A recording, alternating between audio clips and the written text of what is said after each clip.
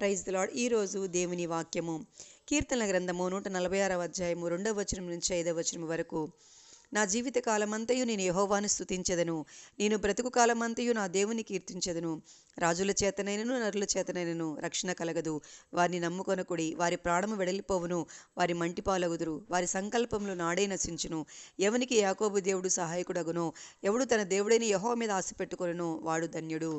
ఆమేన్. హల్లెలూయా.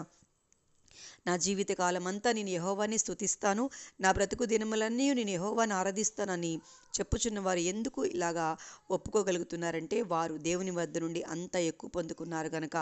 ప్రియులారా, ఈ strong promise చేసేది ఇజ్రాయెల్ని 40 సంవత్సరాలు ఏకదాటిగా పరిపాలించిన దావీదు రాజు.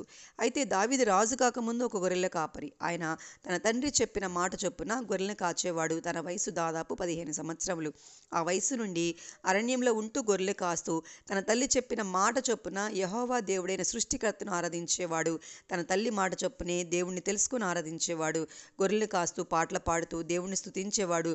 అలాగూ జరుగు సమయమందు దేవుని ఒక ప్రవక్త గొర్రెల కాపరి అయిన దావీదు తండ్రి దగ్గరకు వచ్చి దావీదుకు కబురు పంపించి దావీదును ఇజ్రాయెల్కి రాజుగా అభిషేకించారు. ప్రియులారా, ఒకానొక రోజు గొర్రెల కాపరైన దావీదు హఠాత్తుగా రాజుగా మారిపోయాడు. చిన్నవాడైన దావీదు గొర్రెలు కాస్తూ నేను రాజు అవ్వాలని స్తుతించలేదు. తన పితరులకు చేసిన అద్భుతాలు తన తల్లి చేత విని ఆ అద్భుతాలను జ్ఞాపకం చేసుకుంటూ స్తుతించేవాడు. ఎలాగంటే, మా పితరులను ఐగుప్తీయ దేశములోండి బానిసత్వంలో నుండి విడిపించి ఎర్ర సముద్రమును పాయలుగా చీల్చి ఇళ్ళు వాకిళ్ళు లేని మా పితరులకు ఒక సొంత రాజ్యాన్ని ఇచ్చిన దేవా, నీకే స్తోత్రము. నా పితరులను హెచ్చించావు కదా, అందుకే నేను నిన్ను నా జీవితకాలమంతా ఆరాధిస్తాను అని తాను దేవునితో ప్రామిస్ చేసుకున్నాడు. ఆ అరణ్యంలో తన ప్రామిస్ దేవుడు విని అరణ్యంలో ఆరాధించే చిన్నవాడైన దావీదును చూచి దేవుడు దావీదును తన చేతితో అరణ్యంలో నుండి బయటకు తీసి తన ప్రజలకు ఇచ్చిన స్వాస్థ్యమైన ఇజ్రాయెల్ రాజ్యంనకు రాజుగా నియమించాడు. ఆమీన్. హల్లెలూయా. అంతేకాదు, దేవుడు దావీదుకు ఒక ప్రామిస్ కూడా చేశాడు. నీ తరతరములలో రాజు సింహాసనంపై ఉంటారు అని. ఇప్పటి కాలంలో కూడా దావీదు కుమారుడు రాజ్య పరిపాలన చేస్తూనే ఉన్నాడు. ఇక శాశ్వత కాల యుగములు పరిపాలన చేస్తాడు. యేసయ్య నమ్మకస్తుడు. ఒక్కనిగా మీరు ఆరాధిస్తున్నారేమో, నీ ఇంటి వారందరినూ కాపాడే దేవుడు ఆయన. నీవు ఒక్కదానివిగా ఒంటరిగా దేవుడితో ఒప్పందంలోనికి వచ్చావేమో.